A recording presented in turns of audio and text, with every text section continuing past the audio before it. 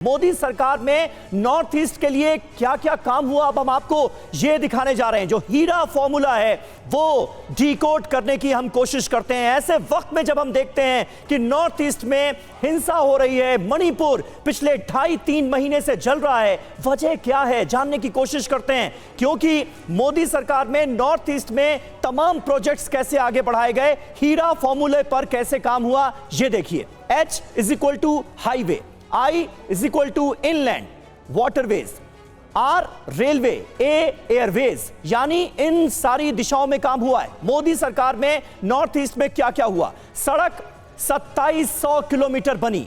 Railway की अगर बात की जाए तो 387 नए ट्रैक बने। 894 किलोमीटर ब्रॉड गेज में इसे बदला गया। 356 किलोमीटर डबल लाइन बनाई गई। और अब जलमार्ग के बारे में भी आपको बताते हैं कि हीरा प्रोजेक्ट के तहत क्या कुछ हुआ। पहले और अब के अंतर में क्या अंतर है? जलमार्ग में पहले 1 और अब 18 ऐसे जलमार्ग हैं जिसे विकसित किया गया है।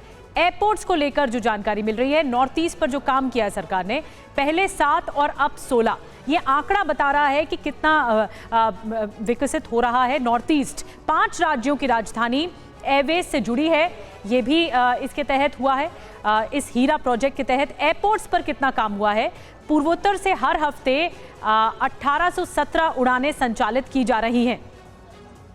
बिल्कुल, तो आप देखिए कि नॉर्थ ईस्ट में जो तमाम, चाहे स्पोर्ट्स का क्षेत्र हो, आईटी हो, औद्योगिक विकास हो, जैविक खेती का हब इसे कैसे बनाने की कोशिश की गई है, ये सारी जानकारियां हम आपको दे रहे हैं। उसके बावजूद भी ये हो क्यों रहा है? प्रोफेसर पंत, मैं आपसे जानना चाहूंगा, नॉर्थ ईस्ट को लेकर खासी तवज्जो रही मोदी सरकार की, जो काम किए गए उससे कम से कम यही लगा। ग्राउंड पर बहुत कुछ होता हुआ भी हमने देखा, लेकिन उसके बावजूद भी आज नॉर्थ ईस्ट में ये हिंसा क्यों? खास करके मणिपुर 3 महीने से जल रहा है, क्यों? देखिए, इसका उत्तर बहुत सहज है कि जो हीरा परियोजना है वो पूर्वोत्तर के राज्यों को भौतिक रूप से देश के दूसरे हिस्सों से और आपस में जोड़ रही है जी। मगर एक असली दूरी होती है जो दिलों की और दिमाग की होती है। वो दूरी, वो अलगाववाद, ये हवाई अड्डे, ये सड़कें, ये रेल मार्ग, ये जल मार्ग नहीं बदल सकते हैं।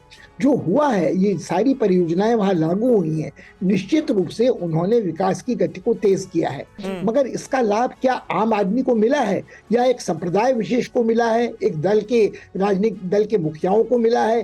क्या इसने भ्रष्टाचार को बढ़ावा नहीं दिया है? मेरे ख्याल में मणिपुर इस बात की बेहतरीन मिसाल है कि वहां कानून और व्यवस्था पूरी तरह से ध्वस्त हो चुकी है। वहां राष्ट्रपति शासन कब का लागू कर दिया जाना चाहिए था, मुख्यमंत्री को बर्खास्त कर दिया जाना चाहिए था। और लेकिन फिर भी पुष्पेश जी, हम देख रहे हैं कि ये जो कीजिएगा, मैं अपनी बात पूरी कर लूं। आप यदि पूरा उपलब्धियों का बखान कर रही हैं तो प्रधानमंत्री इसके लिए दोषी नहीं है, मगर प्रधानमंत्री ने जो कुछ कर सकते थे उत्तर पूर्व को दिया, मगर किन लोगों ने उसका लाभ उठाया? और जब वहां लोगों की जान और माल खतरे में है, तो अभी आपने संसद में खर्चे का हर मिनट का 2.5 लाख रुपया बतलाया।